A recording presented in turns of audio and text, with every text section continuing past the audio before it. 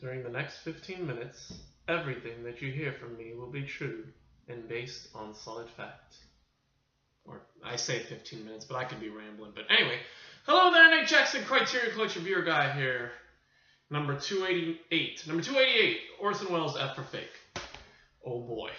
I've been looking forward to this, and just because Orson Welles is a fantastic dude. Really trippy dude, too. Very, very enigmatic dude. And ever since we saw him in Third Man, and I've seen Citizen Kane, and that was, I'm pretty sure that was the first Criterion Laserdisc too. So that'd be a whole other side project. If I ever got a Laserdisc player, we'd just revamp and go back and do all the Laserdiscs. So 1972, 88 minutes, color monaural. How can I describe this? It's sort of a documentary, but it sort of isn't a documentary. It's sort of a movie. It's basically about fraud and fake people. In particular, a few fake people. One of them being what's his name? Elmer de Hory, who is de Hoor. Elmer de Hoor. I think that's how you pronounce his name. He was this painter who forged like over 1,000 paintings, and he got away with it for a number of years until then he finally he was found out, and he was charged with fraud or something like that. And yeah, so it's about him.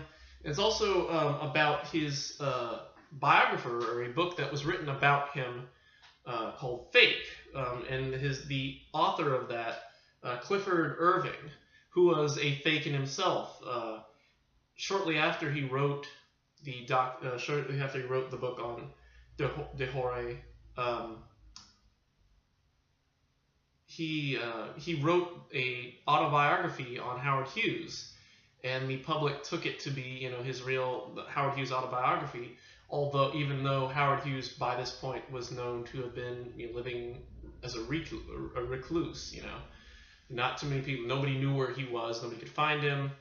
And so, but it wasn't until Howard Hughes came forward and did like a phone conference with the media and told everybody this is not, that's not true. It's like I've never read the book, but I never met Irving, and I don't know where he got his story from. And so Irving had to come clean and say, this book was, yeah, I didn't really write the book, So yeah, it's basically all about just these two people and just fakes in general, and Orson Welles gets a chance to do his magic tricks, and I don't know how he does it, but it's just like I'm watching him just like, wait, he had the coin, and he turned it into a key, and he turned it into a coin, and it's like just you got the sleight of hand, and I'm like looking for it, and I'm like looking for him to fling it into his sleeve or something like that, but nope, not as such. So I'm looking for a hole in his glove or something, and I'm like, nope, nothing like that.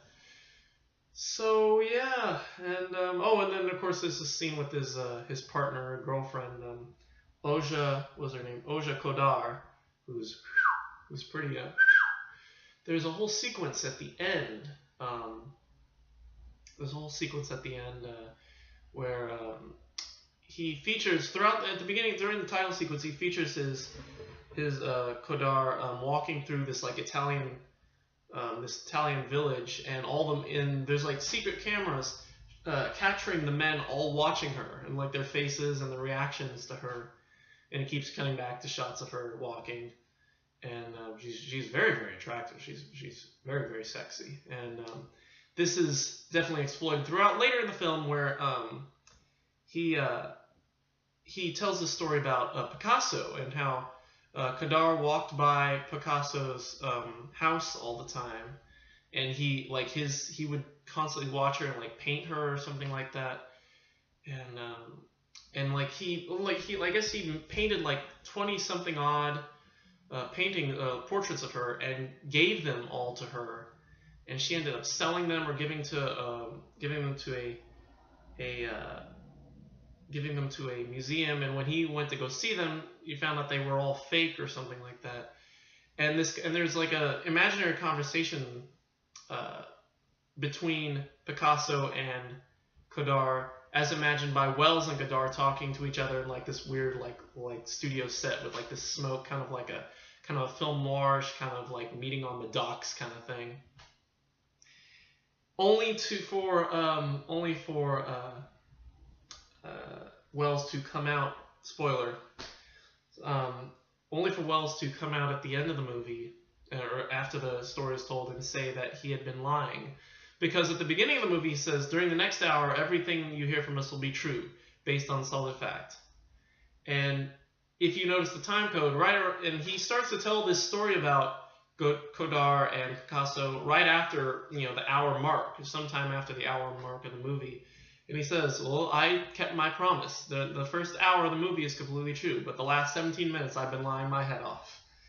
And I was like, oh god, that's brilliant. And I thought about that. It's like, because I was looking up Godard as I was watching the film. I was like, I want to know more about this woman, because she's pretty hot. And I was looking and I was like, okay, I don't see anything on Wikipedia about her, about, the Picasso. So I'm like, wait a minute, he's probably pulling the wool over our eyes. And sure enough, he was. And so yeah, it's a fantastic movie. Wells, it was, I think, Wells' final motion picture.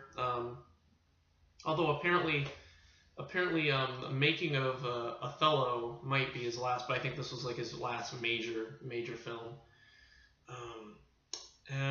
So F for Fake, it's a fantastic film. I'm definitely gonna get it. It's on the wish list now. I'm giving it an A. It's hilarious. It's Wellsian. It's just Wells doing what he does.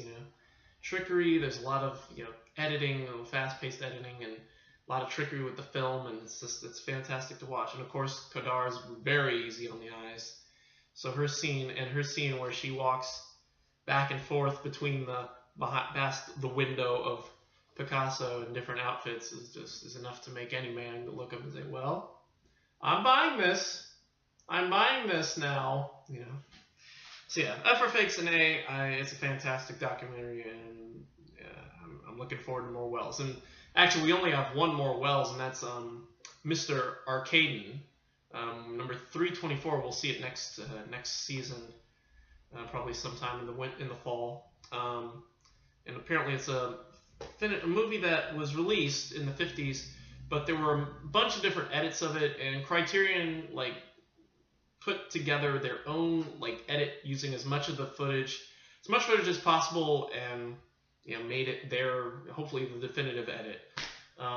It's still not complete apparently, but it's one of the best things. So anyway, we will see that next year, and that'll be probably one of our last touches of Wells. And F for Fake A. Supplements. So disc 1 has an introduction by Peter Bogdanovich. Yeah.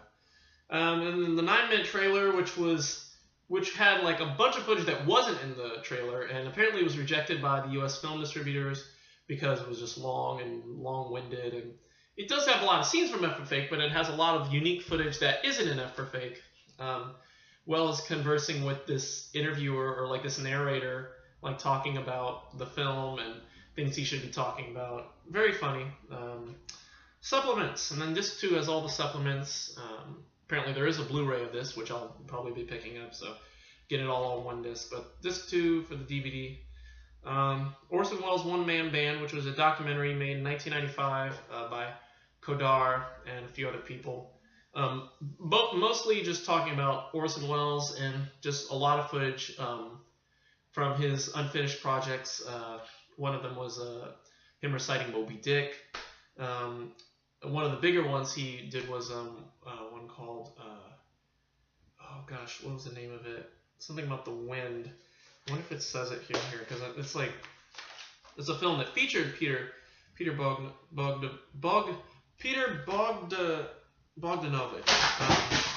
Let's see. Maybe it's on here. No, it's not here. The short end of the stick, or something like that, or no, the short side of the wind, or something like that. I don't know. But yeah, I'll probably look it up right now. But anyway, yeah. So there's footage from that. But in my personal opinion, I want to see. He did a movie. Apparently, worked on a movie called One Man Band, which was a comedy where he played almost all the characters outside of like 2 other supporting characters. He plays like an old flower lady, a bag lady.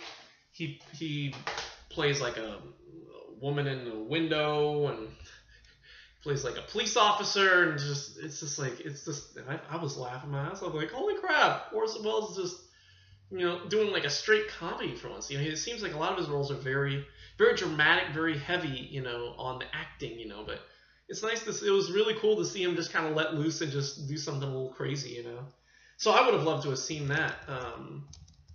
Is it the short side? No. The shorts. No. Anyway. But yeah, no. So it was a really interesting documentary. A lot of interviews with Godard talking about working with Welles. A lot of interviews with Welles, stage interviews, and yeah. So it's really fantastic. And what is the name of this? The Other Side of the Wind. The Other Side of the Wind.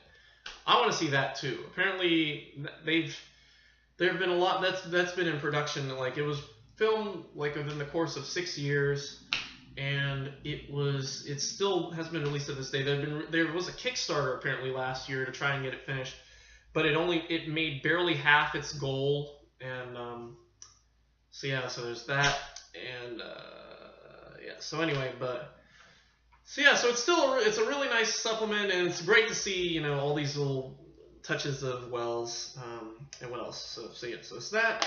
Almost True: The Noble Art of Forgery, which was a 1997 documentary about Dehory, and I'm actually gonna look him up because I want to know,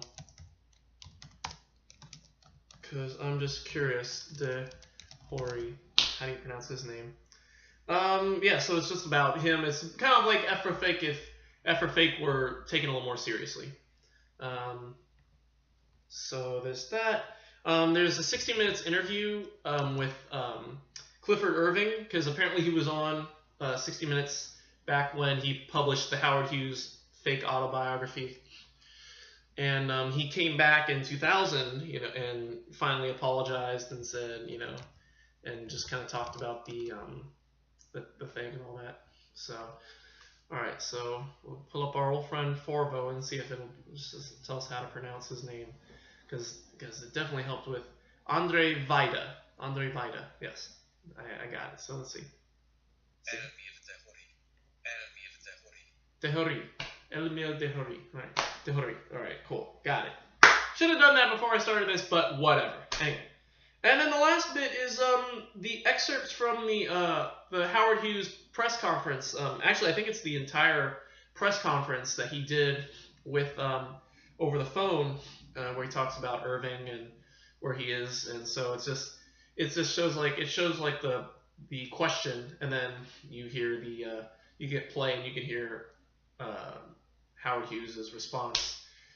And so yeah, it's a very fantastic package, and it makes you think about what's real and what's fake in this world. So I dug it, and I'm gonna get it. So F for Fake, one of the greats. Definitely, definitely be. You'll see this in the top 28 showdown. So that's it for today. Story time. So yesterday at work, came into work, and I was looking at my no, actually it was maybe Friday. I came into work and was looking at my list, and sure enough, Branded to Kill still hadn't been set. So I was like, all right, I'm canceling this. I turned in Tokyo Drifter because I was like, you know what, I can't hold on to this anymore. And I thought I had canceled it but I guess I didn't, because later on that day, sure enough, it said in transit. So apparently they're finally sending me the Branded to Kill Blu-ray, which means that we'll get a chance to do it. So we'll do Branded to Kill, and then I put another hold on Tokyo Drifter. So we'll get to those ones. We might get to do that. We might do those around the time of Gate to Flesh and Story of a Prostitute. But yeah, so those are coming, and because of that, we'll hold off on the Element of Crime for now, because Element of Crime and Quite On. Element of Crime we'll probably do sometime later this week. Quite On we'll probably hold on as long as possible. We'll probably do that in the last minute. But what else? But yeah, so tomorrow, Heaven Can Wait. Heaven Can Wait is tomorrow. And then let's see. After that, I think after that is then maybe in the same day if we can swing it, we'll do Unfaithfully Yours because we got Unfaithfully Yours. And then I don't remember what's after that. I think the Browning version is after that, but I don't have it in this pile right here. And I think also we've got Flowers of St. Francis. Yesterday we just got Visconti's La Notte Bianche, so we got that. And of course, all House of Bazaar and Gate of Flesh and Crazed Fruit and all that. So basically, I'm in possession of all the ones we have to do except for the 2 Suzuki films. I still got to get Story of a Prostitute, which I think I put a hold on that one. And of course, The Life Aquatic with Steve Suzu, which will be easy to get because all the libraries got them. So yeah. So anyway, so that's the schedule, and that'll be it. So anyway, I'm planning on hopefully having this thing totally done by first or second week of April. We'll be done, and then we'll be just taking an extended break, and yeah, that'll be about it. So you might see me from time to time throughout the spring and summer, but we're taking a break. So anyway, that's it for me. Thank you for watching. Don't be a faker. Don't lie. Don't forge paintings. And yeah, that's about it. And unlike Orson Welles, for the last minute and 30 seconds, I have not been lying my head off. Or have I? We'll see you tomorrow for Heaven Can Wait. And maybe Unfaithfully Yours. But definitely Heaven Can Wait. Anyway, until then, this is Nate Jackson, obediently yours, signing off.